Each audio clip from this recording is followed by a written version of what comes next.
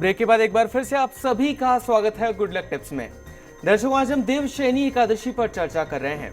कैलाश जी, अभी तक आपने देवशयनी एकादशी का महत्व बता दिया, कब आती है ये बता दिया हमारे सारे दर्शकों को जो कि अभी आपको देख रहे हैं।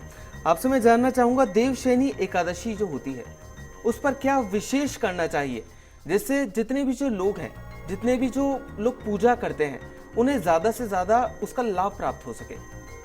दर्शकों, देवशयनी एकादशी से देवउठनी एकादशी के जो बीच का 4 महीनों का समय रहता है उसे चतुर्मास के रूप में जाना जाता है।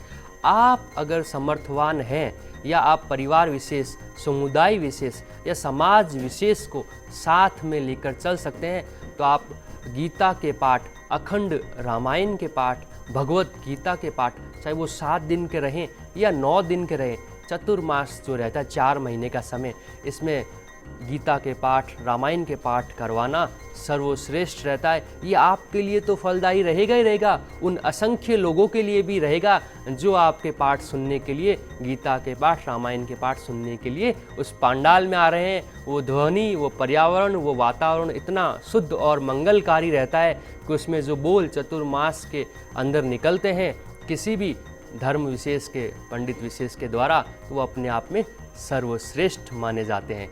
और अगर आप गंगा किनारे, समुद्र किनारे, किसी तालाब के किनारे अगर किसी धार्मिक अनुष्ठान के द्वारा गीता के पाठ करवा रहे हैं तो वो भी अपने आप में सर्वश्रेष्ठ माना जाता है। आप अगर अपने परिवार विशेष के साथ गंगा स्नान, जैसे चतुर्मास के अंदर पुरुषोत्तम महीना भी कभी कभी खुशनसीब लोगों को देखने को मिलता है, पुरुषोत्तम महीना चतुर्मास के अंदर ही आता है, श्राद्ध पक्ष से पहले, उस समय किसी भी धार्मिक जगह पे जाकर गंगा स्नान, पवित्र स्थान पे जाके स्नान करना परिवार सहित वो और भी लाभकारी रहता है। और अगर वहाँ पे आप भिखारियों को, अपनी श्रद्धा है, आप कोई ज़रूरी नहीं है कि आप ये करें ही करें, आप अपनी अगर श्रद्धा अनुसार भूखों को भोजन, छोटे बच्चों को अगर भोजन करवाते हैं, दान वही सर्वश्रेष्ठ माना जाता है। आपके द्वारा दी गई वस्तु विशेष का व्यक्ति सह अगर लाभ उठाए, वो दान सर्वश्रेष्ठ माना जाता है। आप उसका भरपूर लाभ उठाइए और धार्मिक जगहों पर जाके समय व्यतीत कीजिए, वो परिवार के साथ, वो सर्वश्रेष्ठ रहता है। तो कैलाश जी, आपसे जानना चाहूंगा, आपने दान पुण्य की बात की, तो व्यक्ति क्या क्या दान पुण्य कर सकता है वो जानना चाहेंगे आपसे। दर्शकों, ये भी एक बहुत बड़ा सवाल आपके मन में उठता होगा कि कौन सा दान करें। अंक ज्योतिष की भाषा में बात करें, मूलांक 1, मूलांक 5 और मूलांक 7, 1, 5 और 7, इन मूलांक वालों को सफ़ेद रंग का दान करना चाहिए। सफ़ेद रंग की मिठाई, सफ़ेद रंग की खीर, चावल, सफ़ेद रंग के कपड़े, सफ़ेद रंग का कोई भी साधन जो आपके पास उपलब्ध हो, 1, 5 और 7 के अंक वाले इन रंगों के विशेष दान करें तो लाभकारी रहता है। मूलांक 2, मूलांक 3 और मूलांक 6, 2, 3 और 6, इन मूलांक की अगर हम बात करिए, देवी प्रधान अंक माने जाते हैं। आप लाल रंग की मिठाई, लाल रंग से संबंधित कोई वस्त्र किसी देवी मंदिर में चढ़ाते हैं तो वो सर्वश्रेष्ठ रहता है चतुर्मास के अंदर। और मूलांक 8 की और 9 की अगर हम बात करें, शनि और मंगल का योग है। आप किसी भी तरह का कोई भी दान फल से संबंधित, मिठाई से संबंधित किसी हनुमान मंदिर में कर दीजिए, वो भी सर्वश्रेष्ठ माना जाता है। बाकी चतुर्मास का जो समय रहता है देवशयनी एकादशी का, उसमें भगवान विष्णु की पूजा नहीं होती, भगवान शिव से संबंधित, भगवान ब्रह्मा से संबंधित या जो आपके पितृ हैं उनसे संबंधित आप किसी तरह का दान करते हैं परिवार के साथ। एक चीज़ का विशेष रूप से ध्यान रखिए दर्शकों, परिवार के साथ किया हुआ दान ही सर्वश्रेष्ठ माना जाता है। आपने गुपचुप तरीके से किसी को बताया नहीं, परिवार की सहमति नहीं ली, सिर्फ अपने स्वार्थ की पूर्ति के लिए अगर दान किया तो दान उतना फलकारी नहीं रहता। अगर आप गुप्त दान में विश्वास करते हैं, गुप्त दान भी करना चाहते हैं, अपनी पत्नी को या अपनी माँ को ज़रूर साथ में रखिए, वो गुप्त दान का और फल मिलेगा। कैलाश जी, तो आपने बता दिया कि देवशयनी पर मूलांक के अनुसार व्यक्ति क्या क्या दान कर सकते हैं, लेकिन एक चीज आपसे और जानना चाहेंगे कि देवशयनी और देव उठनी में क्या डिफरेंस होता है, क्या बेसिक डिफरेंस होता है? जो डिफरेंस वैसे तो नाम से विदित है, देवशयनी देवता सो गए, देव उठनी देवता उठ गए। गुरु पूर्णिमा के बाद की जो 11 रहती है शुक्ल की, वो देवशयनी एकादशी कहलाती है।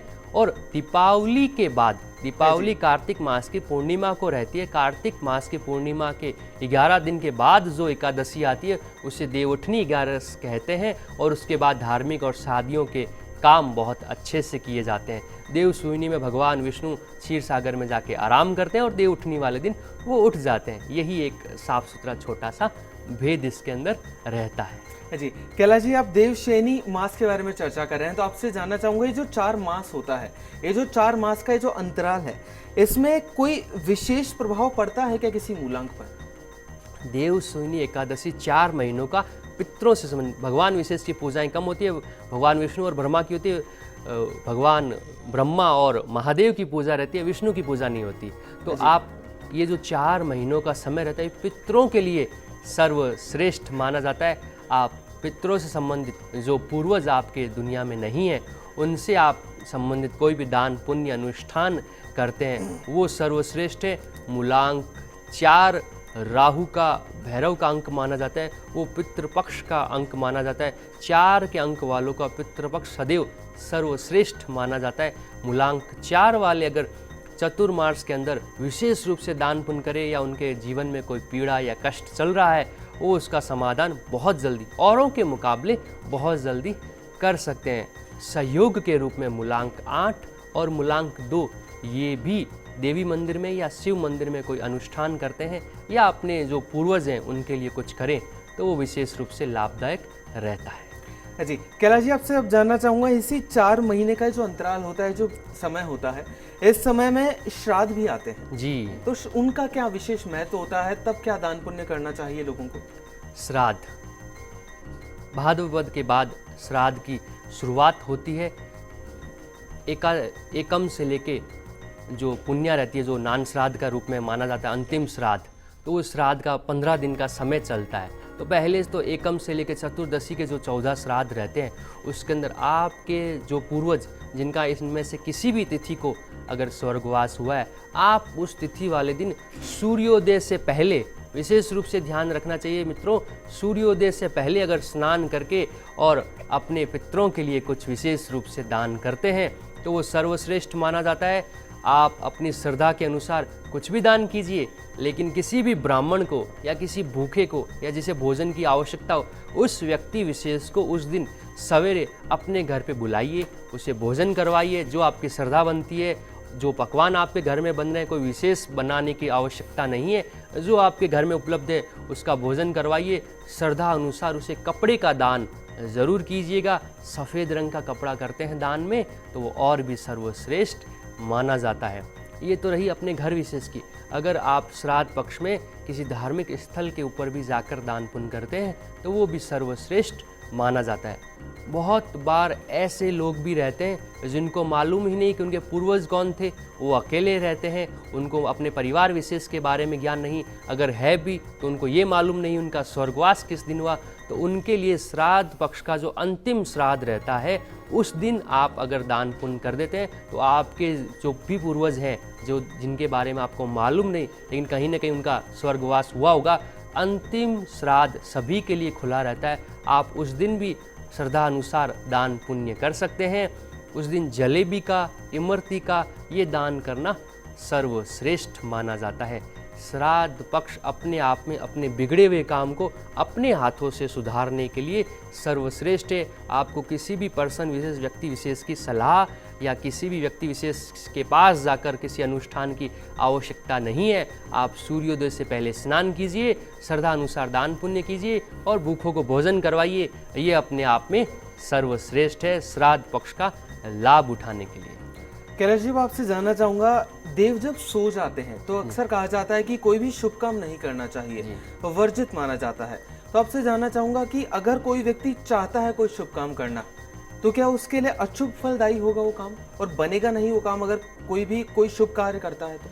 भगवान विष्णु हमारे जीवन के पालन पोषण पालन करता माने जाते हैं। भगवान विष्णु सो जाते हैं इसलिए कोई शुभ काम नहीं होता।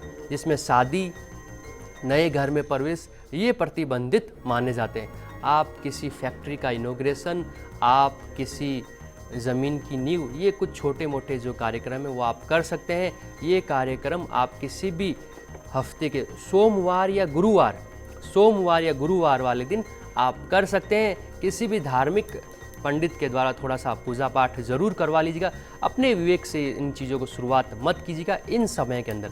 अगर आपको कोई विशेष इनॉग्रेशन करना है, आप 4 महीने रुक नहीं सकते, समय बहुत कम है, तो किसी पंडित विशेष से बुला के थोड़ा बहुत पूजा पाठ करवा के, भगवान विष्णु का पाठ करवा के, और आप सोमवार या गुरुवार वाले दिन या किसी भी महीने की, इन चतुर्मास के अंदर किसी भी महीने की 3 और 5 के जो अंक की तारीखें रहती हैं, चाहे वो 12 हो, 14 हो, 21 हो, 23 हो, 30 हो, इन तारीखों को भी आप अपना मुहूर्त कर सकते हैं। वो सदैव सर्वश्रेष्ठ रहता है। जिस दिन भी मुहूर्त करें, एक चीज़ विशेष रूप से ध्यान में रखिएगा, भगवान गणेश के दर्शन आप जरूर कीजिए। आप अगर कोई नया काम इन चतुर्मास के अंदर कर रहे हैं, एक चीज़, जहाँ तक हो सके बचिए नया काम करने से, लेकिन अगर ज़रूरी है तो फिर आप कर सकते हैं।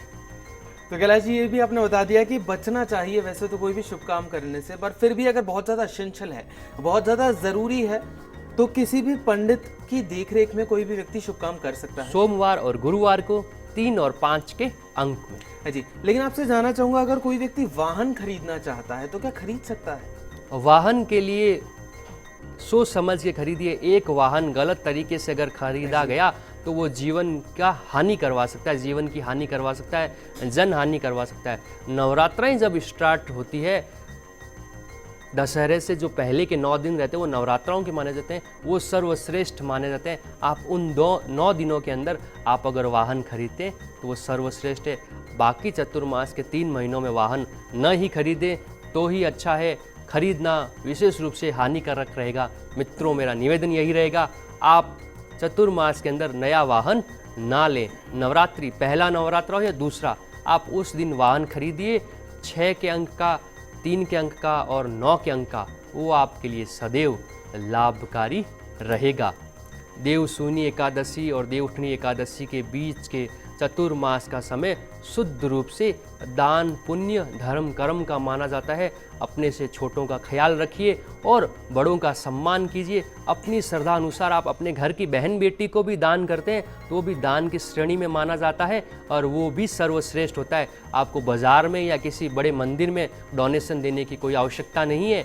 आप अपने घर के व्यक्ति विशेष जो बहन बेटी है उसकी भी मदद कर रहे हैं, वो भी दान की श्रेणी है और वो आपके लिए भरपूर लाभदायक रहेगी। तो दर्शकों, उम्मीद करते हैं कि हमारा कार्यक्रम आज आपको काफी पसंद आया होगा। कैलाश जी हमारे स्टूडियो में आने के लिए और देवशयनी एकादशी के बारे में दर्शकों को इतनी महत्वपूर्ण जानकारियां देने के लिए आपका बहुत बहुत शुक्रिया। धन्यवाद सभी दर्शकों का। देवशूनी एकादशी की सभी को शुभकामनाएं। तो दर्शकों, अगर आपकी भी कोई समस्या है जिसका आप समाधान जानना चाहते हैं तो आप भी हमें कॉल कर सकते हैं। आप हमें ईमेल भी कर सकते हैं। हमारा ईमेल आईडी है goodlucktips@firstindianews.com।